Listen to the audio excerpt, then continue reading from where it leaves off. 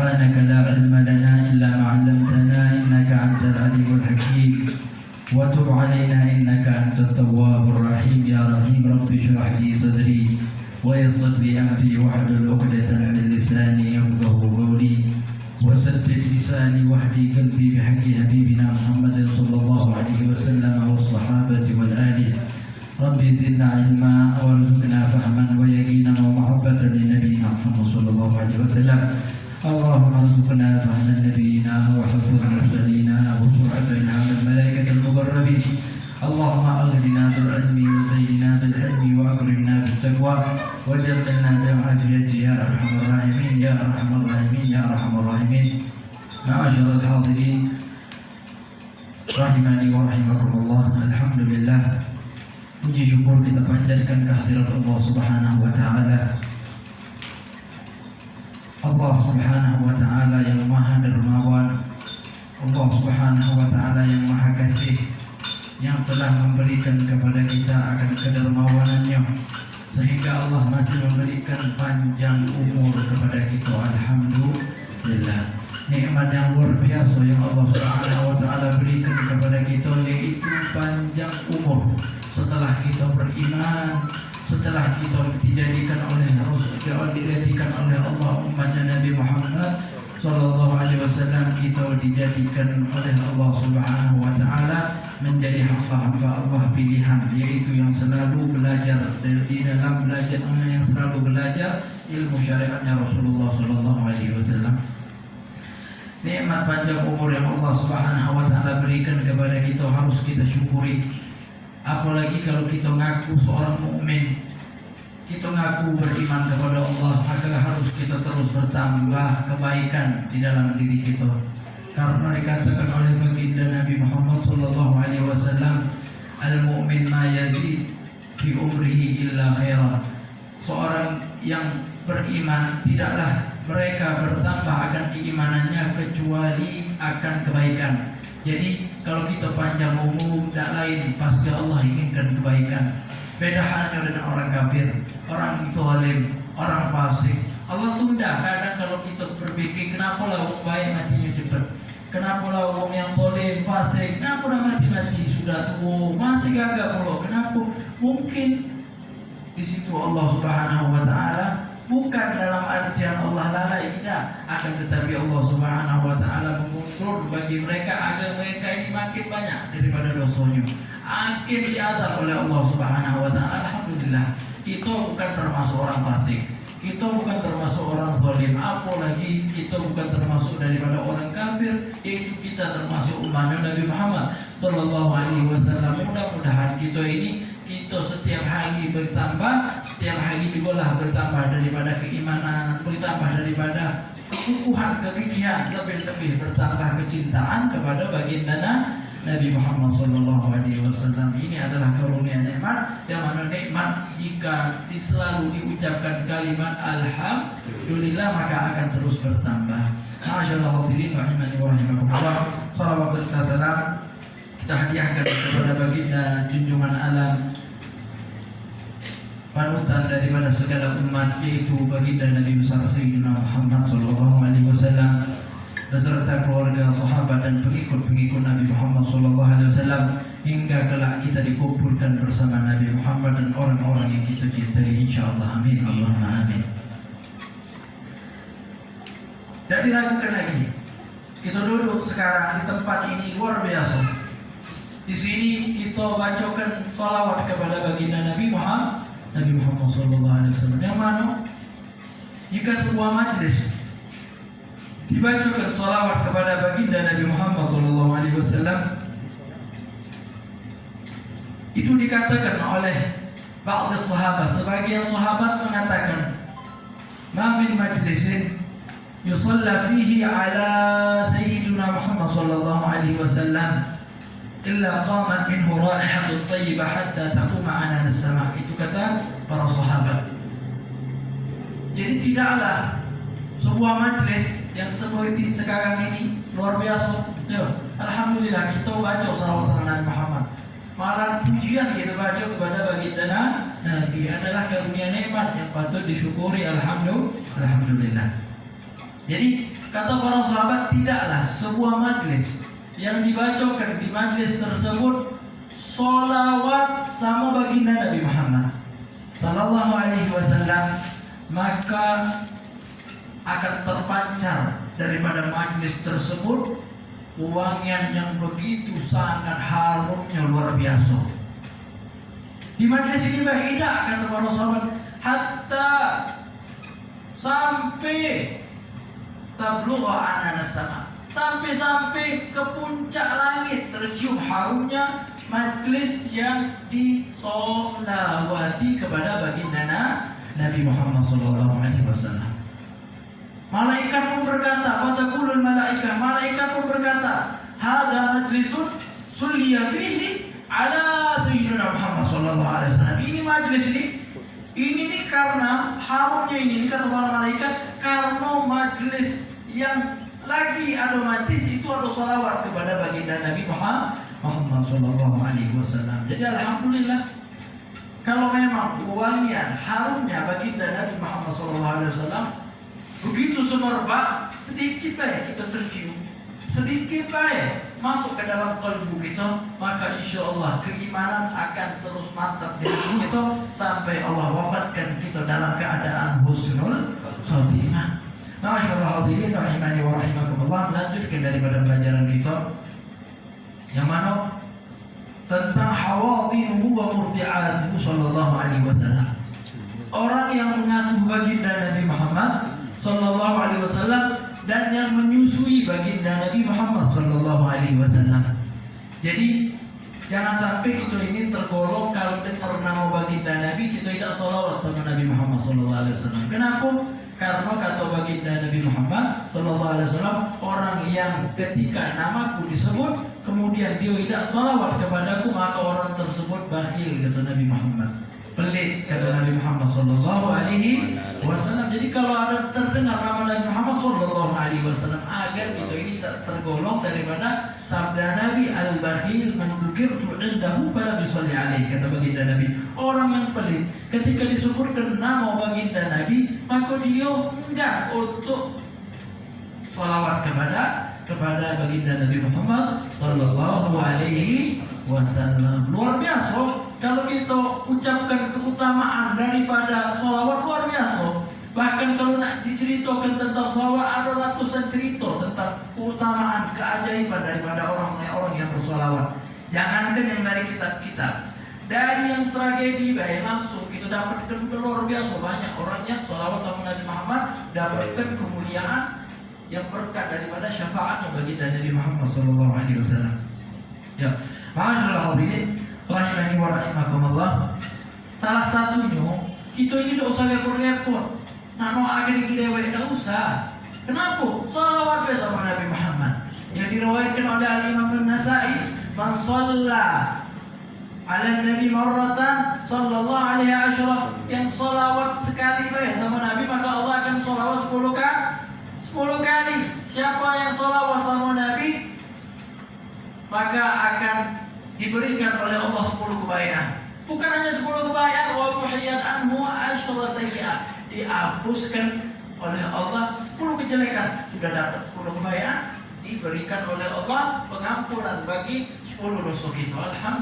Alhamdulillah. Jadi salawat sama Nabi Muhammad Sallallahu Alaihi Wasallam. Lagi naik. Sago kita nak hafal khotib mungkin sedikit yang hafal khotib. Kalau memang kita tidak terbiasa mendawam khotib mungkin tidak hafal gitu. Nah, salawat sama baginda Nabi, Allahumma shalli wa sallim ala sayyidina Muhammad wa ala ali sayyidina Muhammad, Allahumma shalli wa sallim ala sayyidina wa ala ali sayyidina Muhammad. Nyampe dibanding kita di perjalanan apalagi tidak pakai helm, ya kan? Bebek masih penting kita salawat bergerak. Insyaallah angin yang masuk ke mulut tidak berbahaya. Pakai helm, tutup helm, salawat Allahumma shalli. Tidak benar, nyekip, berarti helm benar kalau lagi ke jalan. Tidak kan? Kalau tidak percaya kakek naik motor pakai helm nyekip di dalam helm. Salawat sama Nabi. Bos tidak salatullah. Kata yang benar sama sekali. Luar biasa apa ini? Ya keutamaan. Mungkin kita dengarkan keutamaan yang susah itu bukan dengar. Kalau dengar setiap orang bisa. Yang susah kok ngamalkan daripada yang tidak dengar gitu kan. Mungkin yang ngomong karena lupa juga. Tetapi ala kulihat mengingatkan wa tawassaw bil haqqi haqqi wa tawassaw bis sabr. Masyaallah hadirin rahimani wa rahimakumullah. Di sini awwalu man arda'ahu ummuhu sayyidatu Aminah Zuriyah. Kemarin kita sudah tahu yang pertama kali menyusui baginda Nabi adalah ibunya sendiri, yaitu Sayyidah Aminah Az-Zuhriyah. Masyaallah hadirin rahimani wa rahimakumullah. Ibunda Nabi itu termasuk daripada Sayyidah Nisa Bani Zahra, pimpinan perempuan daripada Bani Zahra. Ya, Bani Zahra ini adalah kabilah daripada kabilahnya ibu baginda Nabi Muhammad SAW, yaitu Bani Zahra. Dan luar biasa, ibunda Nabi Muhammad SAW yang bernama Sayyidatuna Aminah itu tidak melahirkan kecuali baginda Nabi Muhammad SAW. Begitupun juga ayahnya baginda Nabi Muhammad, yaitu Sayyidina Abdullah, tidak memiliki anak kecuali baginda Nabi Muhammad SAW. Jadi ibunya Nabi tidak melahirkan kecuali Nabi, ayahnya Nabi Muhammad tidak memiliki anak kecuali baginda Nabi Muhammad SAW. Kemudian hadirin rahimani wa rahimakumullah, berapa masanya ibunya Nabi Muhammad menyusui Nabi Muhammad SAW? Perbedaan pendapat di antara para ulama. Ada yang mengatakan Nabi Muhammad disusui oleh ibunya sendiri 9 hari cuma, tak ada lama-lama, 9 hari. Ada yang mengatakan tidak sampai 9 hari. Ada yang mengatakan 7 hari. Kenapa 7 hari? Karena setelah daripada 2 hari setelahnya, itu yang menyusui adalah Suwaibah al-Aslamiyah. Tahu Suwaibah al-Aslamiyah? Tahu tak Suwaibah al-Aslamiyah? Budak perempuannya budak perempuannya Abi Lahab. Pamannya Nabi Muhammad yang dimerdekakan oleh Abi Lahab, kalau mendengar kabar gembira bahwasanya adiknya Abdullah itu memiliki anak dimerdekakan daripada Suwaibah al-Aslamiyah. Jadi setelah itu, masyaallah hadirin rahimani wa rahimakumullah, maka sudah kita dengar kan ceritanya kemarin, bahwasanya Abi Lahab itu ketika mendengar kabar gembira dari siapa? Dari budak perempuan wanitanya, yaitu Suwaibah, namanya Suwaibah al-Aslamiyah.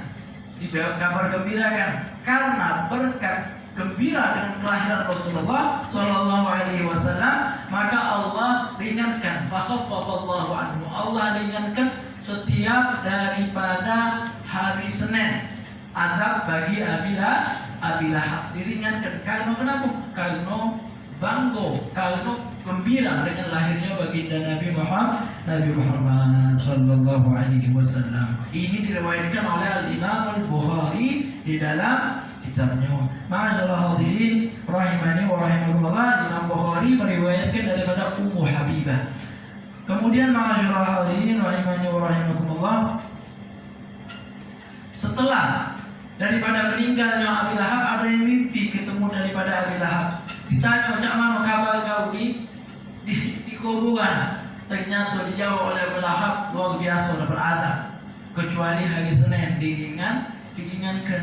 Kenapa? Yang tadi karena gembira dengan lahirnya baginda Nabi Muhammad. Jadi kita ini gembira di hari bulan Maulid. Oh lumayan kalau kita kena azab minimal setiap bulan Maulid, kita diangkat oleh Allah azabnya, berkat daripada kita bangga sama Nabi. Apalagi kalau setiap hari kita itu dipenuhi dengan kegembiraan sama baginda Nabi Muhammad Sallallahu Alaihi Wasallam. Masyaallah hadirin rahimani wa rahimakumullah. Kemudian ini Suwaibah diriwayatkan tadkhulu ala Rasulillah ba'da ma tazawwaja Khadijah. Sudah menyusui baginda Nabi, akhirnya Suwaibah ini pergi, sudah bebas kata ikatan dengan manusia, bebas, akhirnya bertemu lagi dengan baginda Nabi Muhammad SAW setelah Nabi Muhammad menikah dengan Sayyidah Khadijah radhiyallahu anha. Maka fayukrimuha wa tukrimuha, saling menghormati, Sayyidah Khadijah menghormati Suwaibah karena ibu susunnya Nabi. Begitupun juga Suwaibah al-Aslamiyah, ibu susunya Nabi, menghormati daripada Sayyidah Khadijah karena istrinya Nabi Muhammad SAW. Dan Suwaibah ini masuk Islam sampai diriwayatkan di sini yub'atsu ilaiha ba'da al-hijrah bil kiswa was-silah. Terus baginda Nabi Muhammad SAW setelah Nabi Muhammad hijrah ke kota Madinah, Nabi Muhammad tidak lupa dengan kebaikan daripada Suwaibah. Terus Nabi Muhammad mengirimkan pakaian. Nabi Muhammad SAW apa baik penyambung daripada hidupnya Sayyidah Suwaibah al-Aslamiyah. Dikirim duit hatta mata sampai meninggal dunia. Jadi kalau kita ini punya ibu susu, apalagi ibu angkat, apalagi ibunya, walaupun ibu tersebut tidak ngurusi kita sama sekali, maka harus kita tetap menghormati, terus memberikan apa yang kita miliki sebagai hadiah untuk mereka. Karena ini yang diamalkan oleh baginda Nabi Muhammad SAW. Cuma nyusui berapa hari dan nyampe seminggu nyusui baginda Nabi Muhammad Suwaibah al-Aslamiyah. Ya, mantan budaknya Abi Lahab, tak nyampe berapa hari, tak nyampe berapa pekan. Tetapi Rasulullah sampai Suwaibah al-Aslamiyah wafat, meninggal dunia, masih dikirimkan hadiah, dikirimkan terus sekarang ini.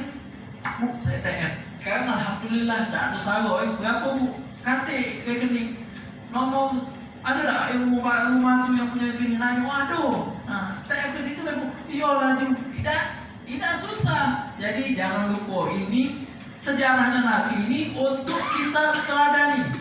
Ya, uswatun hasanah. Mungkin kita dengar Nabi itu adalah uswatun hasanah. Bagus tak baginda Nabi Muhammad. Jadi kita tidak mengenal uswah hasanah Nabi kecuali kita mengkaji daripada sirahnya Nabi Muhammad SAW. Nah, itu tadi setelah kurang lebih 10 hari atau 11 hari, di situ zaman dahulu, zaman baginda Nabi Muhammad, kebiasaannya anak-anak kecil ini disusui di Badui, di dusun-dusun lah, bahasa itu. Daerah dusun-dusun, daerah pedalaman. Badui itu daerah pedalaman. Yang mana daerah pedalaman ini, kenapa anak-anak daripada orang Quraisy ini menyusui anak-anak mereka di pedalaman? Karena beberapa faktor. Di antaranya, pertama, karena bahasa Arab orang daerah ini masih terjaga. Beda sama orang Mekah, orang Madinah. Karena sudah banyak yang dari Syam datang, yang dari mana-mana datang, sudah bercampur. Jadi kurang begitu fasih. Jadi sengaja diutus ke daerah-daerah pedalaman agar bahasa mereka masih tetap terjaga. Dan yang kedua, itu karena di daerah sana itu udaranya masih luar biasa bagus. Oleh karena itu bagus untuk kondisi kesehatan anak. Tetapi faktor yang paling penting karena untuk supaya tidak terpengaruh dengan bahasa-bahasa campuran yang sudah datang. Apalagi zaman sekarang, zaman sekarang banyak orang Indonesia datang ke Mekah, ke Madinah, wong Madura, luar biasa beren-beren kalau sudah di sana itu. Naon-naon kalau sudah di Mekah, juga Lembang itu sudah bercampur. Makanya di Hadramaut itu bahasa Arabnya selimut apa? Selimut, sama-sama selimut sudah masuk bahasa kita ke sana. Jadi supaya tidak bercampur, bahasanya tetap murni. Makanya setelah itu baginda Nabi Muhammad SAW itu juga kepengen juga seperti orang-orang daripada anak-anak kecil semisalnya. Makanya Nabi Muhammad SAW diambillah oleh pengasuhnya baginda Nabi Muhammad, yaitu Sayyidatuna Halimatus Sa'diyah. Mungkin kita kenal Sayyidah Halimatus Sa'diyah. Namun nama daripada Sayyidah Halimah Sa'diyah, Halimah binti Abi Zu'aib.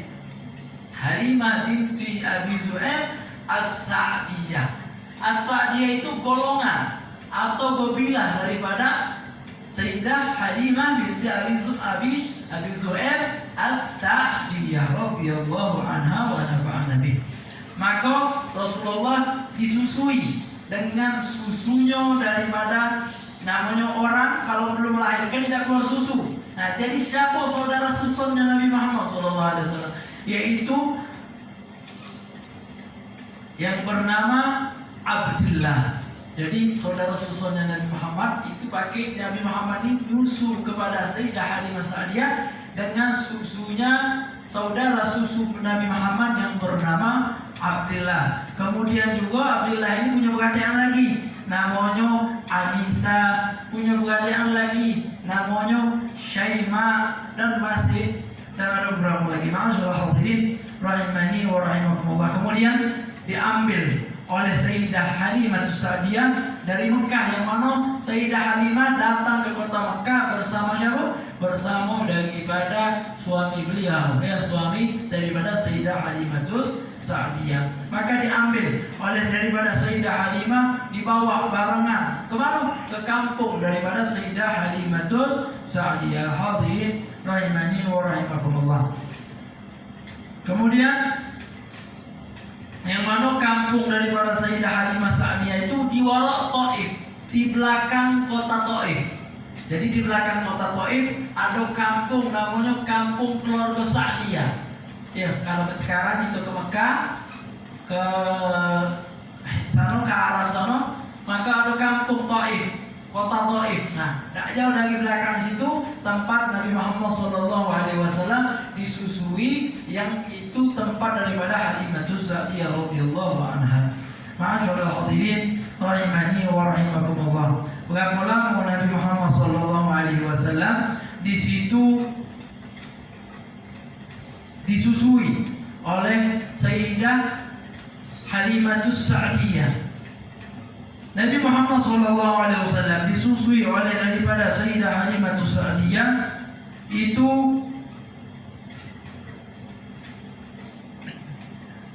kurang lebih 4 tahun.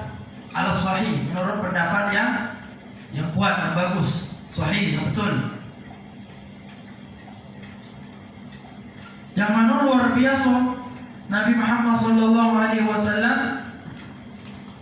itu di saat disusui oleh Sayyidah Halimah Sa'diyah, itu dikatakan saat Nabi Muhammad berumur 2 bulan, Nabi Muhammad itu sudah bisa merangkak berjalan. Nabi Muhammad SAW. Kemudian saat berumur daripada 8 bulan, Nabi Muhammad SAW sudah bisa berbicara. Tetapi bukan berbicara macam budak kecil yang kata abinya, abah, bukan. Kalaman fasihah, kalam yang fasih. Betul-betul kalau orang yang diajak berbicara ngomong ngerti. Bahkan mereka merasa ini anak lebih pintar dibandingkan aku, ini anak lebih bagus bahasanya dibandingkan aku. Itu Nabi Muhammad sallallahu alaihi wasallam. Kemudian ma'asyiral hadirin rahimani wa rahimakumullah, ketika Nabi Muhammad sallallahu alaihi wasallam sudah diriwayatkan di sini, Nabi Muhammad sallallahu alaihi wasallam berumur 10 bulan. Nabi Muhammad sudah yarmis siham ma'as-sibyan. Nabi Muhammad SAW sudah bisa melempar apa? Siham, panah, bersama budak-budak kecilnya. Mainan budak kecil zaman dulu itu panah. Mungkin zaman kita eka dan lain sebagainya. Zaman Nabi mainan budak kecil panah. Nabi Muhammad umur 10 bulan sudah bisa melok main balon. Main muntal kalau itu Nabi Muhammad umur 10 bulan. Ma'asyiral hadirin rahimani wa rahimakumullah. Maka di dalam jarak 4 tahun tersebut diriwayatkan di situ Sayyidina Halimah Sa'diyah datang ke kota Mekah setelah 2 tahun mengasuh baginda Nabi, diajak balik kalau baik ibunya pengen ketemu baginda Nabi Muhammad sallallahu alaihi wasallam. Maka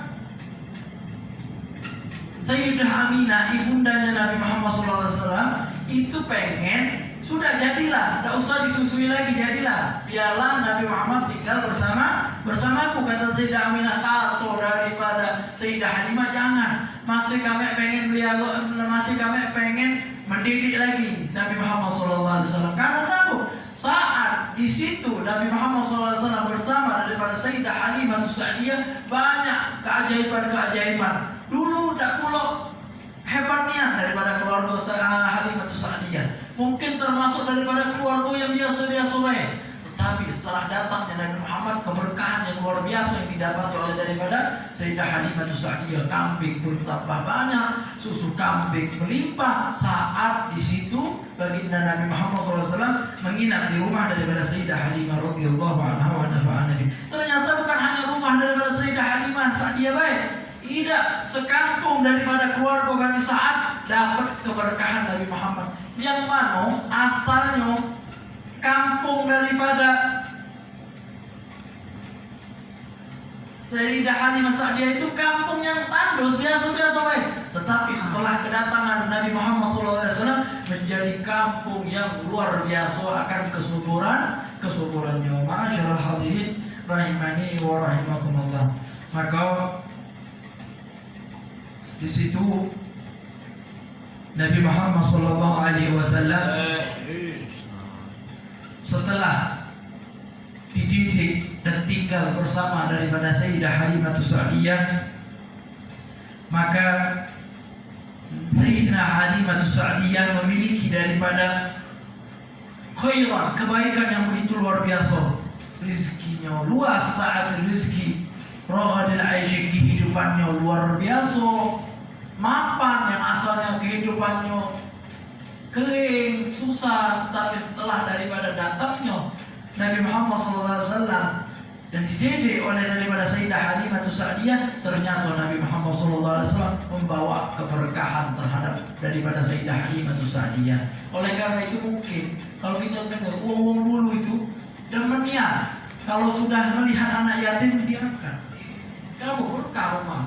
Ternyata dengan datang anak yatim ke dalam rumah kita, bukan di situ rezeki kita pakai sempit. Kadang kita sangka macam itu. Bukan, karena yang kita pikirkan cuma materi. Berarti yang sekarang biasanya keluar 30 tambah udah psikologi 35 tambah 5.000. Yang kita pikirkan kan di situ. Tetapi bukan yang macam itulah yang Allah berikan sama kita. Luar biasa, kadang tak terpikirkan oleh nalar kita. Tiba-tiba ada baik gawe sama kita yang lebih-lebih.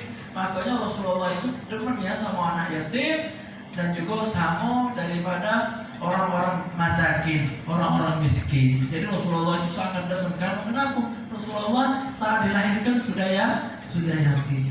Masyaallah hadirin rahimahullah. Kemudian di situ ada cerita daripada saat Rasulullah SAW sudah berumur daripada 4 tahun, di situ terjadilah pembelahan daripada saudara baginda Nabi Muhammad SAW, dada baginda Nabi besar Muhammad SAW. Jadi luar biasa. Itu insyaallah kalau memang masih ada kesempatan, insyaallah kita bahas berapa kali baginda Nabi Muhammad SAW dibelah daripada saudara dada baginda Nabi Muhammad SAW, dan bagaimana kejadian saat baginda Nabi Muhammad SAW dibelah dadanya dan bersama syakol. Saat itu Nabi Muhammad sedang main. Jadi Nabi Muhammad saat itu lagi sedang main bersama syakol. Insyaallah kita bahas. Ma'asyiral hadirin rahimani wa rahimakumullah. Di sini mengutip sedikit daripada perkataan Bishr al-Hafi. Yang mana Bishr al-Hafi ini mengatakan, qala ra'aitu an-nabi sallallahu alaihi wasallam fil manam. Beliau mengatakan, aku mimpi ketemu baginda Nabi Muhammad SAW di dalam mimpi. Pernah tak kita ketemu baginda Nabi Muhammad? Kalau belum pernah, ya Allah, mudah-mudahan dengan berkat perkumpulan ini kita bisa bertemu dengan Nabi Muhammad SAW. Yang mana kata baginda Nabi Muhammad, man ra'ani fil manam fa sayarani fil yaqظah. Yang pernah melihatku, kata Rasulullah SAW, di dalam mimpi, maka dia akan pasti melihatku secara langsung. Jadi kita bisa bertemu, bertatap muka Nabi Muhammad bukan lewat mimpi, tetapi langsung. Apa entah di dunia, apa entah kita di surga bisa bertemu dengan baginda Nabi Muhammad SAW. Jadi Sayyidina Bishr al-Hafi itu bermimpi bertemu dengan Nabi Muhammad SAW. Lantas Nabi Muhammad SAW mengatakan, ya Bishr, wahai Bishr, atadri bima rafa'aka Allahu min baini aqranika. Ya Bishr, tahu enggak apa penyebab daripada engkau ini lebih hebat di antara teman-temanmu yang lain. Jadi ada teman sebaya daripada Bishr Al-Hafi, ternyata Bishr Al-Hafi ini lebih hebat, lebih unggul, lebih terkenal, lebih Masya Allah dan lain-lain sebagainya. Tahu tak kata Rasulullah apa penyebab daripada itu semua? Akhirnya Sayyidina Bishr Al-Hafi mengatakan, "Qultulah ya Rasulullah." Tidak tahu ya Rasulullah. Lalu Rasulullah SAW mengatakan, Rasulullah mengatakan, "Bi khidmatika bis-salihin." Dengan khidmatmu terhadap orang soleh. Khidmat atau khidmat itu yaitu kita membantu daripada orang soleh. Siapa orang yang paling soleh di dunia ini? Rasulullah. Setelah daripada Rasulullah adalah ulama pewaris Rasulullah, dari sahabat, Sayyidina Abu Bakar, Sayyidina Umar, Sayyidina Utsman, Sayyidina Ali, seterusnya sampai sekarang para ulama. Dan juga orang yang paling soleh menurut diri kita masing-masing siapa? Ibu dan bapak kita adalah orang yang paling soleh menurut kita dan harus kita yakini. Jadi setelah kita khidmat dengan para ulama, jangan lupakan orang tua kita. Salah juga ngecil ulama kemana-mana, bawa sendal habaib kemana-mana, bawa sendal ustaz kemana-mana, cium tangan ustaz, cium tangan habib, bolak-balik. Tetapi ibunya, maaf, jangankan di situ dikunjungi setiap hari. Ada yang dikunjungi seminggu sekali, ada mungkin yang tidak dikunjungi sebulan sekali, ada 2 bulan sekali. Kalau memang sudah meninggal dunia, mungkin kita ini di antara kita mungkin ada yang sebulan sudah tidak ziarah sama orang tua kita. Jadi jangan kita pengen naik derajat, kalau orang tua kita tidak pernah di situ membantu orang tua kita dengan cara kita bacakan daripada faedah, daripada salawat, qiraat. Kita hadiahkan pahalanya untuk daripada orang tua kita yang sudah meninggal dunia. Kalau memang sudah meninggal dunia, kalau belum meninggal dunia, hadiah ke pahala. Ya Allah, aku hatam Quran minggu ini, aku hadiahkan pahala ini pertama buat ayahku, kedua buat ibuku, dan yang ketiga buat seluruh daripada teman-teman majlis hadarul Quran dan lain-lainnya, dan jami'ul muslimin. Bisa tak? Bisa. Fadlullahul wasi', karunia Allah itu luas. Ma'asyarul hadirin rahimani wa rahimakumullah. Kemudian wa nasihatuka li ikhwanika. Karena kata Rasulullah, sebab yang kedua, pertama khidmat sama orang soleh. Sebab yang kedua karena saling menasihati terhadap orang muslim. Jadi seperti ini sekarang ini nasihat. Nasihat itu tidak harus ustaz, tidak harus tua, mungkin muda-muda memberikan nasihat sama yang tua, tetapi bil adab, pakai